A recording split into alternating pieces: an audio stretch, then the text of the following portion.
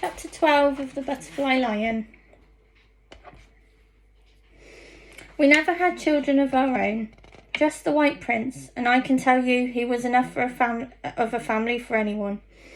He roamed free in the park just as we had planned he would, and chased the deer and the rabbits whenever he felt like it, but he never did learn how to kill for himself.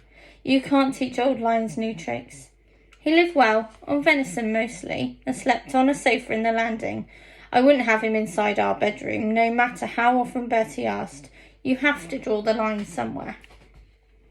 Bertie's leg never recovered completely. When it was bad, he often needed a stick, or me, or the lion to lean on. It pained him a lot, particularly when the weather was cold and damp, and he never slept well. On Sundays, the three of us would wander the park together, and he would sit on top of Wood Hill with his arm around his old friend's neck, and I would fly kites. As you know, I've always loved kites, and so, it turned out, did the lion, who pounced on several of them as they landed, savaged them, and ripped them to pieces. The lion never showed any interest in escaping, and even if he'd wanted to, the park wall was too high for an old lion to jump. Wherever Bertie went, he wanted to go too, and if ever Bertie went out in the car, then he'd sit by me near the stove in the kitchen and watch me with those great amber eyes, listening all the while for the sound of Bertie's car coming up the gravel to the front of the house.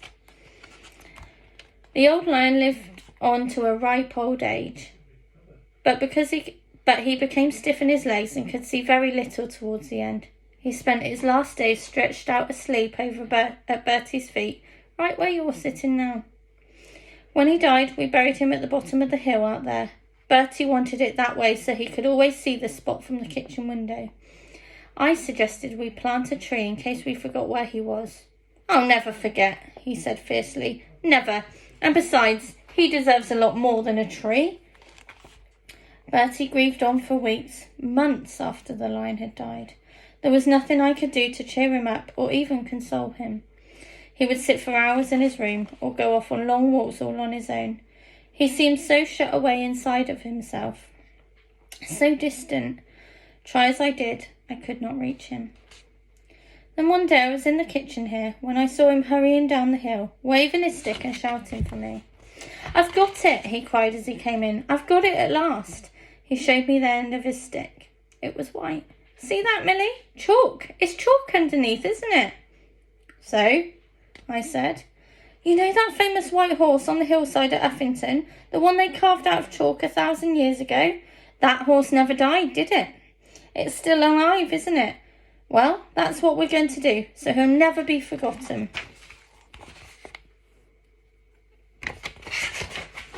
We'll carve the White Prince out onto the hillside. He'll be there forever, and he'll be white forever too.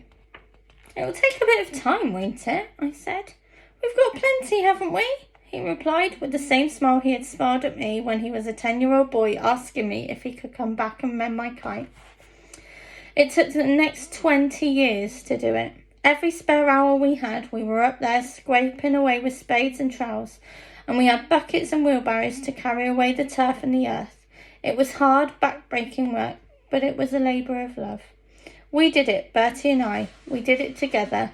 Paws, claws, tail, mane, until he was whole and perfect in every detail. It was just after we finished that the butterflies first came. We noticed that when the sun comes out after the rain in the summer, the butterflies, Adonis blues they are, I looked them up, come out to drink on the chalk face. Then the White Prince becomes a butterfly lion and breathes again like a living creature. So now you know how Bertie's white lion became the White Prince and how the White Prince became our butterfly lion. That's the end of chapter 12. The next chapter is chapter 13. See you soon.